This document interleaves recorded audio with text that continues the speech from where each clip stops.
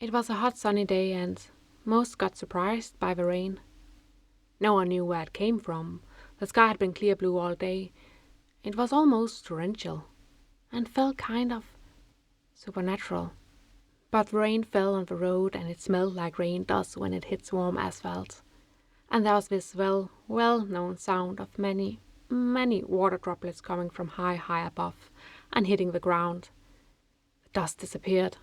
The pavement got a darker shade and the air somehow looked white. Everybody ran towards shelters and canopies. A teenage boy on a scooter speeded up while shouting that this was brutal. And there they were, a group of strangers, all soaked, standing shoulder to shoulder in a small 46A bus shelter, all impatiently looking out in the same direction, all impatiently waiting for the rain to stop. Silence. A woman with round glasses and in a red t-shirt said that she was absolute certain this would soon stop. A man with a dark beard said that he had not seen this much rain since last year. And everybody agreed that it was a long time since this much rain had come out of nowhere. But wasn't that day 2 years ago where something similar had happened? A young woman with 2 tote bags told that she actually liked the rain because there's no such thing as bad weather, only unsuitable clothing. A tall man with a flat cap agreed. After all, the rain would be good for his crops. Everybody nodded. Then a long silence. A carpenter asked if anyone remembered that summer. It rained several weeks in a row. Yes, they all remembered that summer. No one remembered the exact year though, but there was definitely that summer. A curly-haired nurse told an anecdote about the rain on her best friend's wedding day. She was a maid of honor and dressed up in a lilac silk dress. Suddenly it started raining and all the flower decorations were destroyed. Wasn't it just classic? They all laughed. A man told a story about a hole in his roof which hadn't been fixed yet. And another told a long story about a canoeing trip when he was a Boy Scout and how all the cubs and beavers had been caught in a storm. A woman had a story about her niece's rainy communion day. And an old lady said with a shy smile that now the town would soon be sparkling clean and as good as new. And everybody in that bus shelter agreed that a bit of water had never hurt anyone. Then the rain stopped, as quickly as it had begun. The sun came out and the air was clear. The streets were wet, but the birds were singing again and everything moved on. People walked home, happy, cheerful. Everybody had said something about the rain, had smiled. It became an unusual day, but beautiful, not a cloud in the sky. And many would have their evening tea and dessert in the garden. Det var i cirka 1981, 82. Og hvad var sådan ideen bag det hele? Det var på han en lidt større landbrug, og så var vi altid to fast til at hjælpe hinanden. Og det var angående både ferie og weekend. Og den ene skulle stå for køerne, og den anden skulle stå for marken. Og hvad kom du så til at stå for?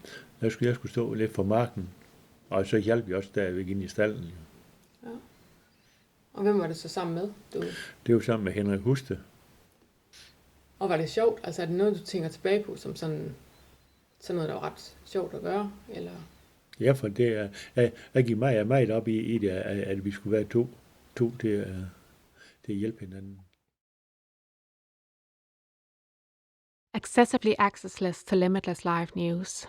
No Cold War, no latest breaking, no Will and Liam, no So Me, Nokia 90210, Nescafe in netcafes and print from library printers, Push Pop, Lollipop, Lime Leather, Poppin' Pink and Gum Pop, Be My Beck, I'll Be Your Posh.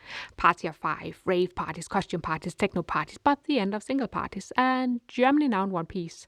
I am your Thelma, You Are My Louise. Matrick, Monica, Mitran, Moss, Mouth and Claws and MS-DOS, Denim, Diana, Dodie and Dayton, ton of sitcoms, Seinfeld, Sex and Cities, and I Cannot Sleep in Seattle. I'm just a girl standing in front of a boy, asking him to be my Mulder, I'll be your Scully. Home Alone, Homemakers, Home on March, hello Clarice, Losa. And Dolly the Sheep. Game boys, men in black suits, girl power, women in red swimsuits, topsy tails of massive scrunchy screams and round applause. I am your Rachel, you are my Ross. World Wide Web, Wibbly Wobbly Wonders, Visit and Mockers, Milan, World Trade, Wickfield, television quizzes, capitalism, gaps, cool, confidence, camouflage, and the crashing sound of dial-up internet. Saddam, Zaire, slip dress, Sedan, CD Rex. I am your Rose, you are my Jack. All was so chronically, ironically, jump, jig, bounce, travel, tap, squeeze, rock, love it, hate it. They're all gone. Good Friday and good nights. Så på det daværende tidspunkt var vi også meget optaget af fællesskaber. Altså det at leve sundt og leve økologisk og tænke nye tanker.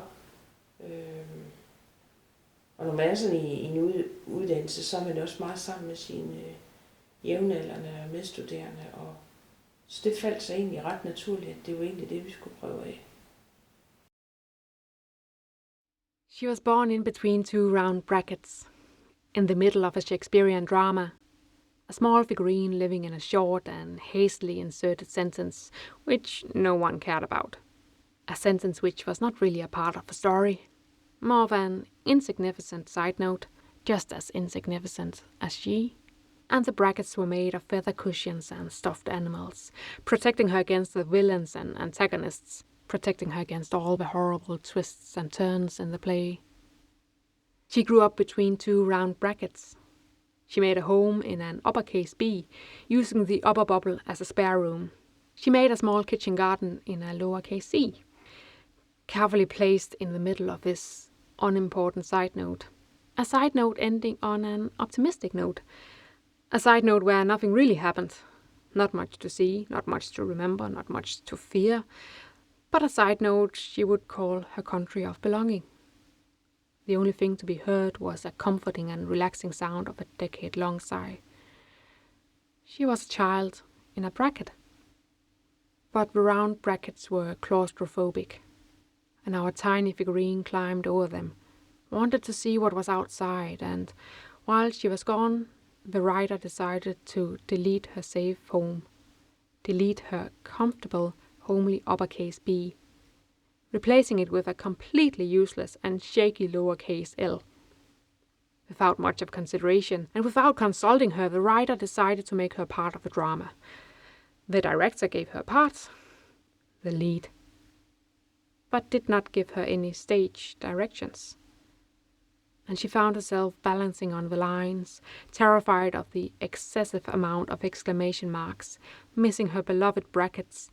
It was a drama starting with crashing towers and crashing flights, then falling bombs, falling cities, falling numbers, red numbers, many, many very, very unpleasant numbers, burning flags, burning people, burning trees, a deadly burning fever.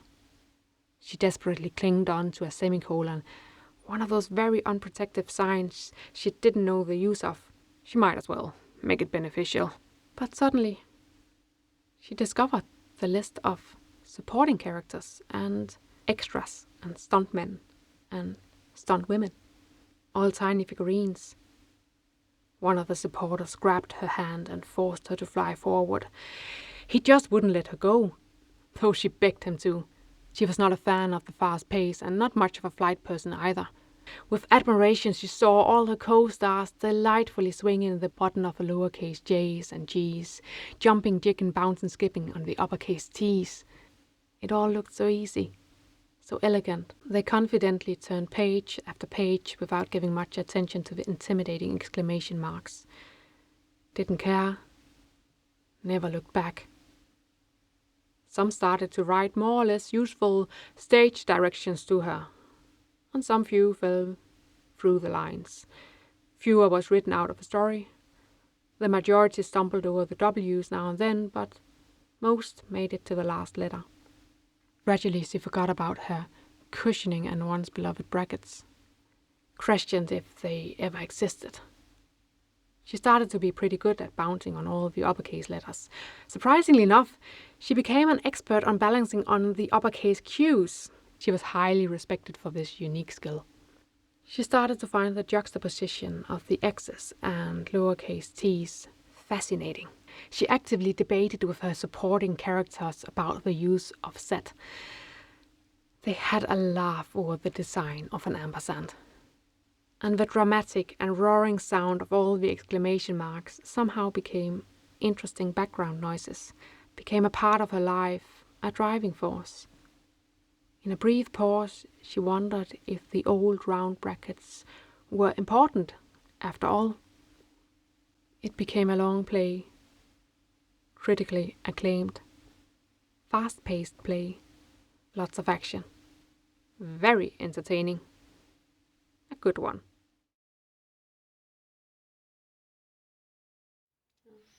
Og så fik vi også lavet stuehus om, så det kunne være 2 familier. Men var det sådan noget med stuehus, var det fælles køkken og fælles... Ja, det var fælles køkken og fælles bad. Ja. Og så sådan et fælles rum, eller sådan... Ja, så var det fælles stue og køkken. Men så i løbet af en dag, altså for eksempel, så startede I tidligt. Og hvordan fungerede det så med sådan for eksempel frokost? Altså gik I ind og spiste frokost sammen? Eller Ja, vi gik altid ind og lavede frokost sammen. Og så vores kærester, de havde fuldtidsarbejde ude, og de kom hjem til aften. Ja. Så spiste vi alle sammen om aftenen. Hi, doll.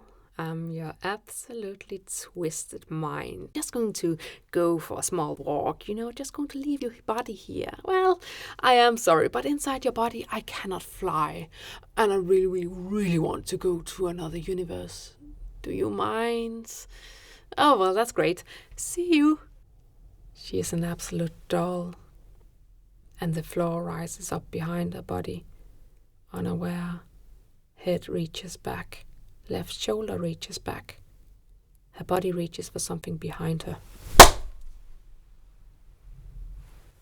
Hi, Raggedy Ragdoll. It's your mind again. Sorry for leaving your body, but anywho's, I found this new universe of confusion. Ha! A universe with too many colors, and I was spinning around, and the colors were spinning above me and around me, and it was so confusingly exciting. It was like the best drug ever. An absolute ragdoll. The clocks stop. The time stops. And many voices shout, and many voices cry, and many voices panic, and many voices call on each other and speak to the doll. But the doll cannot answer. And there's a sound of an ambulance coming closer. Hi, you absolutely wrecked doll. It's me, your mind.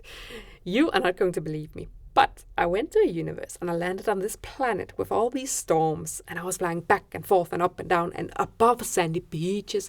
I went over wild oceans and cliffs. It was wild.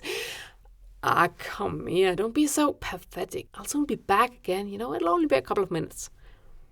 Absolutely wrecked doll. The world stops. The many hands lift it up. The many hands push it. The many hands try to open its mouth. A big hand pushes its jaw down. Pain. The many hands are in control. Try to make the doll a human again. Try to make it stop. But our ragdoll is far away, all cramped. It silently shouts for its mind to come back, all gagged up with the filthy cloth inside its mouth. Hi, Dolly. You look like a doll on crack. Remember me? It's your minds. So I traveled in time. I traveled around in your weirdest memories. Just thought I was going to re-experience a random day last year, you twisted freak.